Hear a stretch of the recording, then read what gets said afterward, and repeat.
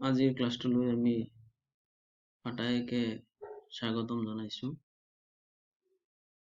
আমাৰ আজিৰ যিটো আলোচ্য বিষয়টো হৈছে অসমীয়া ভাষাৰ ব্যাকৰণৰ ইতিহাস, সেই ইতিহাস সম্পৰ্কে।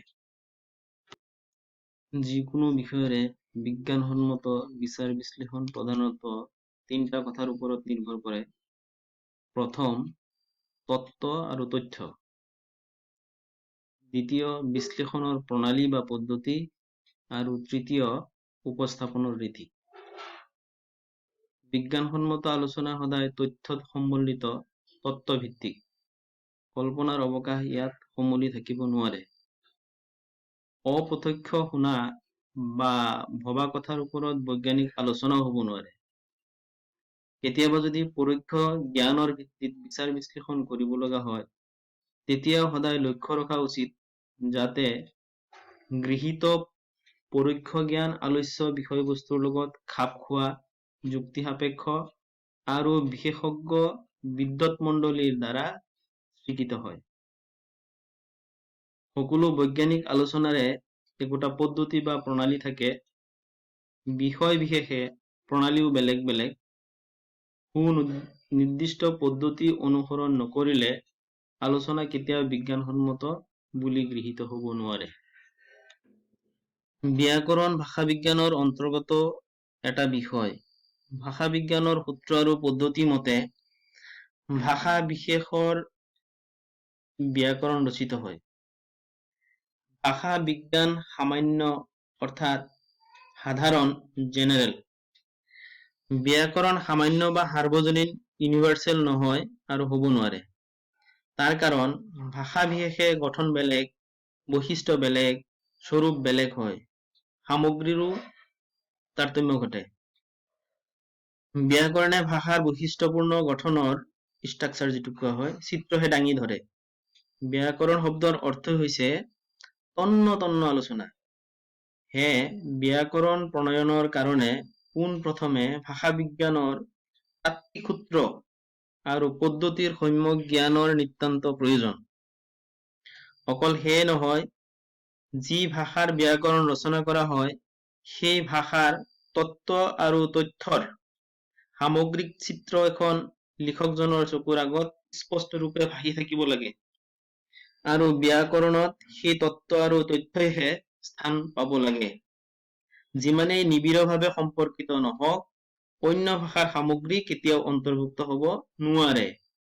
সংশ্লিষ্ট ভাষাৰ গঠনৰ ভিত্তিতহে সামগ্ৰীৰ শ্ৰেণী বিভাজনো হ'ব পাৰে। অসমীয়া ভাষাৰ ব্যাকৰণৰ ইতিহাস অতি অৰ্বাচীন।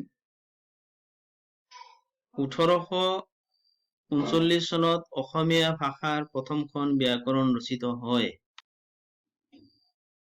ইংৰাজ বিষয়া উইলিয়াম ৰবিনছন চাহাবে ইংৰাজ বেপাৰী তথা শাসকবৰ্গই অসমীয়া ভাষা শিকিবৰ উদ্দেশ্যে এই ব্যাকৰণখন ইংৰাজী ভাষাৰ মাধ্যমত লেটিন ব্যাকৰণৰ আৰ্হিত ৰচনা কৰিছিল। এখন ব্যাকৰণখনৰ নাম আছিল এ গ্ৰামাৰ অফ আছামিজ লেংগুৱেজ। তো ইয়াক প্ৰকাশ কৰা হৈছিল শ্ৰীৰামপুৰৰ পৰা। তাৰ 9 বছৰ পিছত American Baptist missionary doctor Nathan brown চাহাবে দ্বিতীয়খন ব্যাকৰণ ইংৰাজীতে ৰচনা কৰে। ডক্টৰ ব্ৰাউনৰ ব্যাকৰণখনৰ নাম grammatical notes on Assamese language. ইয়াৰ 1848 চনৰ প্ৰথম সংস্কৰণত মিছনেৰীসকলৰ সৰলীকৃত আখৰ জোঁটনি ব্যৱহৃত হৈছিল। অৰ্থাৎ ভাষাটো যেনেদৰে উচ্চাৰিত হৈছিল তেনেদৰেই লিখিত ৰূপো দিয়া হৈছিল। ব্যাকৰণখনৰ তৃতীয় সংশোধিত সংস্কৰণ প্ৰকাশ হয় 1893 চনত। দ্বিতীয় সংস্কৰণখন কোন চনত আৰু কোনে প্ৰকাশ কৰিছিল ইত্যাদি বিষয়ে জনা নাযায়। কিন্তু দ্বিতীয় সংস্কৰণৰ ভিত্তিতে তৃতীয় সংস্কৰণ P.H. মুৰ চাহাবে সংশোধন কৰি প্ৰকাশ কৰে বুলি উল্লেখ কৰিছে। এইখনত আগৰ সংস্কৰণৰ আখৰ জোঁটনি প্ৰায় আমূল পৰিৱৰ্তন কৰা হয় আৰু লিপান্তৰতো সৰ্বভাৰতীয় লিপান্তৰ পদ্ধতিৰ লগত সংগতি ৰাখি কিছু সাল সলনি ঘটোৱা হয়। ব্যাকৰণখনৰ বিষয়বস্তুৰ আলোচনাত ক্ৰিয়াপদত কিছু সংশোধন কৰাৰ কথাও মুৰ চাহাবে পাতনিত উল্লেখ কৰিছে। তো অসম সাহিত্য সভাই 1982 চনত এই ব্যাকৰণখন পুনৰ মুদ্ৰণ কৰি উলিয়াইছে। ডক্টৰ নাথান ব্ৰাউন এগৰাকী বহুভাষাবিদ ডাঙৰ পণ্ডিত আছিল। তেখেতে পৃথিৱীৰ বিশেষকৈ দক্ষিণ পূব এছিয়াৰ বহুতো ভাষা জানিছিল আৰু সেইবোৰ ভাষালৈ বাইবেলৰ ভাঙনি কৰিছিল। অসমীয়া ভাষা তেওঁ মাতৃভাষাৰ দৰেই যেনেকৈ আয়ত্ত কৰিছিল, এজন বিজ্ঞ ভাষা বিজ্ঞানীৰ দৰেও ঠিক তেনেকৈ বিশ্লেষণী দৃষ্টিৰে চাব পাৰিছিল। তেখেতৰ যিটো ইন্ট্ৰডাকশ্যন ভূমিকাখন অসমীয়া ভাষাৰ উদ্ভৱ আৰু ধ্বনিতত্ত্বৰ এখন অমূল্য ৰচনা। অসমীয়া ভাষা যে বঙলা ভাষাৰ পৰা ওলোৱা নাই, ই যে এটা স্বতন্ত্ৰ ভাষা, সেই কথা তেওঁ স্পষ্ট ভাষাৰে উদাহৰণ দি আলোচনা কৰিছে। আৰ্যসম্ভূত অসমীয়া ভাষাৰ ওপৰত প্ৰাচীন থলুৱা ভাষাবোৰৰ প্ৰভাৱ কেনে হ'ব পাৰে তাৰো ইংগিত তেওঁ দাঙি ধৰিছে। ডক্টৰ বাণীকান্ত কাকতিয়ে ব্ৰাউনৰ ব্যাকৰণখনৰ নাম উল্লেখ কৰা নাই যদিও অসমীয়া ভাষাৰ মূলাধাৰ কি হ'ব পাৰে আৰু ইয়াৰ ওপৰত আৰ্যতেৰ ভাষাৰ প্ৰভাৱ কিমান গভীৰ, এই সম্পৰ্কত ব্ৰাউনৰ কথা প্ৰণিধানযোগ্য। ৰেভাৰেণ্ড ব্ৰাউনৰ ব্যাকৰণখন পূৰ্ণাংগ ব্যাকৰণ নহলেও অসমীয়া ভাষাৰ উচ্চাৰণৰ আলোচনা ওখখাপৰ। অসমীয়া ভাষা শিকিবৰ কাৰণে প্ৰয়োজনীয় সমস্ত বিষয় ইয়াত অতি চমুকৈ হলেও শুদ্ধ ৰূপত প্ৰকাশ পাইছে। বৈশিষ্ট্যপূৰ্ণ জতুৱা গঠনৰ, বিশেষকৈ নিৰ্দিষ্টবাচক, সংখ্যাবাচক আৰু উপশব্দ, শব্দ আৰু বিশেষ্যৰ পুৰুষবাচক ৰূপৰ বিতং আৰু শুদ্ধ আলোচনাও ইয়াত পোৱা যায়। 1894 চনত অক্সফৰ্ড বিশ্ববিদ্যালয়ৰ অধ্যাপক জি এফ নিকল চাহাবে অসমীয়া ব্যাকৰণ এখন ৰচনা কৰিছিল। তেওঁৰ মেনুৱেল অফ বেংগলী লেংগুৱেজ নামৰ বাংলা ব্যাকৰণখনৰ শেষত appendix 5 sketch of Assamese grammar এখন সংযোজিত কৰি প্ৰকাশ কৰিছিল। মাত্ৰ 40 পৃষ্ঠাত অতি চমু ব্যাকৰণখন ইতিমধ্যে প্ৰকাশিত উইলিয়াম ৰবিনছন আৰু ডক্টৰ নাথান ব্ৰাউনৰ ব্যাকৰণ দুখন আৰু ব্ৰনছন চাহাবৰ এক্সেলেণ্ট অভিধান খনৰ পৰা সমল লৈ নিজৰ টোকা মিলাই অধ্যাপক নিকলৰ নিজ ভাষাতে ক'বলৈ গ'লে ইপিটম অফ আছামিজ গ্ৰামাৰ প্ৰস্তুত কৰি উলিয়াইছিল। নিকলে এখন ডাঙৰ স্বতন্ত্ৰ ব্যাকৰণ লিখিবৰ কাৰণেও টোকা তৈয়াৰ কৰিছিল বুলি পাতনিৰ পৰা জনা যায়, কিন্তু যথাসম্ভৱ সেই ব্যাকৰণখন প্ৰকাশ হৈ ওলাবলৈ নাপালে। অধ্যাপক নিকলৰ এই ব্যাকৰণখনত নিজস্বতা বিশেষ নাই। বাংলা ব্যাকৰণখনৰ লগতে চপোৱাৰ কাৰণে ঠাই বিশেষে বাংলা ভাষাৰ লগত অসমীয়া ভাষাৰ মিল আৰু অমিলবোৰলৈকো আঙুলিয়াই গৈছে। লিখকৰ অসমীয়া ভাষা জ্ঞানৰ অপূৰ্ণতাৰ কাৰণেই হওক বা যি কাৰণেই নহওক, নিৰ্দিষ্টবাচক প্ৰত্যয়ৰ প্ৰয়োগত দুই এটা ভুল পোৱা যায়। যেনে চাকিটো আন, সেই মানুহটো মাত। তো ব্যাকৰণখনত বহু বচনৰ যিটো সৎ প্ৰত্যয়, এই সৎ প্ৰত্যয়ৰ প্ৰয়োগো মন কৰিবলগীয়া। হাঁহ, পাৰ, গা আৰু নাও আদি শব্দটো সৎ প্ৰত্যয় লগাই বহু বচন কৰি দেখুৱাইছে। ইয়াৰ পৰা ধাৰণা হয় সেই কালত সৎ প্ৰত্যয় বহু বচনৰ সাধাৰণ প্ৰত্যয় ৰূপে হয়তো ব্যৱহাৰ হৈছিল। ব্যাকৰণখনৰ শেষত প্ৰকাশিত অসমীয়া কিতাপ আৰু অপ্ৰকাশিত পুৰণি পুথিৰ পৰা ৰোমান লিপিৰ আৰ্হি পাঠৰো উদাহৰণ দিছে। মিছনেৰীসকলৰ ব্যাকৰণ ৰচনাৰ পৰম্পৰা ৰক্ষা কৰি গুৱাহাটী ডনবস্কৰ কেথলিক মিছনৰ ফাদাৰ অ' পাভিয়নিয়ে ডক্টৰ নাথান ব্ৰাউনৰ পৰা সম্পূৰ্ণ 100 বছৰ পিছত অন্য এখন ব্যাকৰণ ইংৰাজীতে প্ৰকাশ কৰিছিল 1949 চনত। ব্যাকৰণখনৰ নাম an Assamese grammar with vocabulary and exercises. ইয়াত আৰম্ভণিতে a note on the origin and development of Assamese language শিৰোনামাৰ ভূমিকাত গ্ৰন্থকাৰে কৈছে যে অসমীয়া ভাষা জন্মসূত্ৰে সৰ্বভাৰতীয় আৰ্যভূতিৰ মাগধীডালৰ পৰা উদ্ভূত ভাষাবোৰৰ লগত মিল থকা হলেও ইয়াক কোনো বিশেষ মূলৰ পৰা ওলোৱা বুলি কব নোৱাৰি। ইয়াত বড়ো, খাচী, মুণ্ডা, আহোম আদি ভাষাৰ আঁচ পৰিলেও এইবোৰে ভাষাটোক বৰকৈ প্ৰভাৱিত কৰিছে বুলি ধৰিব নোৱাৰি। অসমীয়া সাহিত্যৰ সমৃদ্ধিকো অতি চমুতে দুটা কালত ভগাই আলোচনা কৰি আমেৰিকান ব্ৰিটিছ মিছনেৰীসকলৰ প্ৰচেষ্টাতে যে অসমীয়া ভাষা সাহিত্য প্ৰকৃতাৰ্থত মৃত্যুৰ পৰা ৰক্ষা পৰিল সেই কথা উল্লেখ কৰিছে।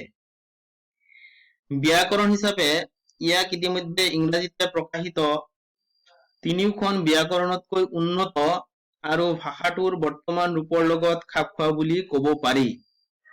পাঠবোৰৰ অন্তত দিয়া এক্সাৰচাইজবোৰ শিকাৰুৰ সহায়ক হৈছে।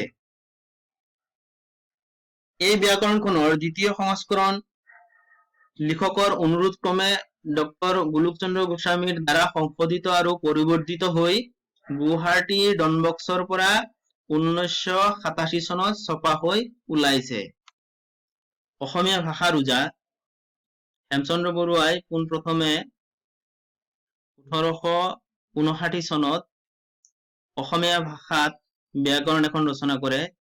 তেওঁৰ সেই ব্যাকৰণখনৰ নাম আছিল অসমীয়া ভাষাৰ ব্যাকৰণ। এই ব্যাকৰণখন ৰচনা কৰাৰ সময়ত ভাৰতীয় ভাষাবোৰৰ ব্যাকৰণ ইংৰাজী ভাষাতে ৰচিত হৈছিল।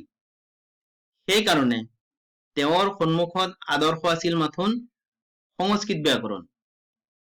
পণ্ডিত ঈশ্বৰচন্দ্ৰ বিদ্যাসাগৰে ইতিমধ্যে 1851 চনত তেওঁৰ সংস্কৃত ব্যাকৰণৰ উপক্ৰমণিকা ছপাই উলিয়াইছিল আৰু বিখ্যাত ব্যাকৰণ কৌমুদীখনৰ প্ৰথম আৰু দ্বিতীয় ভাগ, তৃতীয় ভাগ, চতুৰ্থ ভাগ প্ৰকাশ পাইছিল। এই ব্যাকৰণবোৰ দেখিছিল আৰু সেইমতে অসমীয়া ভাষাৰ ওজা হেমচন্দ্ৰ বৰুৱাই অসমীয়া ব্যাকৰণৰ বৰ্ণমালা, আখৰ জুটনি, নত্যবিধি, সত্যবিধি আৰু সন্ধি, সমাস আদিৰ আলোচনা কৰিছিল। হেমচন্দ্ৰ বৰুৱাই ব্যাকৰণখন লিখাৰ সময়ত অসমৰ অফিচ কাছাৰীত আৰু যি দুই এখন পঢ়াশালী আছিল সেইবোৰত বঙলা ভাষাহে চলিছিল। এই কালছোৱাত অসমীয়া ভাষাৰ চৰ্চাৰ প্ৰতি মানুহে মন কাণ দিয়া নাছিল। ব্যাকৰণ তেতিয়া নাছিল। এনে অৱস্থাত ভাষাৰ অৱস্থা কেনে তাক জানিব পাৰি। স্কুলত যি শিক্ষা দিয়া হৈছিল সেই শিক্ষা ব্যাকৰণ শূন্য বুলিলেও হানি নাই। বৰ্ণবিন্যাসৰ সীমা অতিক্ৰম হৈ গৈছিল। অসমীয়া মানুহেও বঙালী ভাষাকে উচ্চ ভাষা বুলি স্বীকাৰ কৰি লৈছিল। প্ৰকৃতপক্ষে অসমীয়া পাদ্ৰীসকলে অসমীয়া ভাষাৰ পুনৰ্জীৱনৰ কাৰণে বিশেষ যত্ন কৰিছিল। অধিক কি তেওঁবিলাকৰ যত্নতে আমাৰ মানুহে জানিবলৈ পাৰিলে যে অসমীয়া এটা ভাষা। ভাষাৰ এই দুৰ্দিন অসমীয়া মানুহৰ এনে আওহেলা, তেনে অৱস্থাত হেমচন্দ্ৰ বৰুৱাই নিজে তেওঁৰ ব্যাকৰণৰ পাতনিত কি লিখিছে আমি চাওঁ। অসমীয়া ভাষাৰ ব্যাকৰণ ৰচনাৰ সেই প্ৰথম উদ্যোগ। এতেকে সেই পুথিত ভালেমান অশুদ্ধ আছিল। যদিও পুথি প্ৰকাশিত হোৱাৰ অলপ দিনৰ পাছতে সেই অশুদ্ধবিলাক লেখকৰ চকুত পৰিছিল, তথাপি তেতিয়া অসমীয়া ভাষাক বঙালীৰ বিকৃতি বুলি অনেকে তালৈ হেলা কৰাত এই ব্যাকৰণ শুদ্ধ কৰি আকৌ ছপাবৰ আৱশ্যক দেখা নগল। এতিয়া ভাগ্যৰ গুণে বংগদেশৰ দুৱলীয়া গৰাকী ছাৰ জৰ্জ কেম্বেল চাহাবৰ অনুগ্ৰহত অসমীয়া ভাষা এই দেশৰ পঢ়াশালী আৰু ৰাজ্যসভাৰ কাজত চলিত হোৱাত তাৰ এখনি ভাল ব্যাকৰণ প্ৰয়োজন হৈছে। এতেকে ইয়াক পুনৰাই প্ৰকাশিত কৰা হল। এইবুলি আমাৰ অসমীয়া ভাষাৰ ওজা হেমচন্দ্ৰ বৰুৱাই কৈছে। অৰ্থাৎ লিখকৰ নিজৰ ভাষাতে অসমীয়া ভাষা প্ৰচলন হবলৈ ধৰাত 1873 চনত সম্পূৰ্ণৰূপে সংশোধিত ৰূপত সংক্ষেপকৈ কব লাগিলে এই দুই পুথি একেবাৰেই নকৈ লিখা হৈছে বোলা উচিত। সেই কথাখিনি সেই দ্বিতীয় যিটো ডাঙৰ কৰিছে এডিশ্যন সেই এডিশ্যনত উলিয়াইছে ছপাই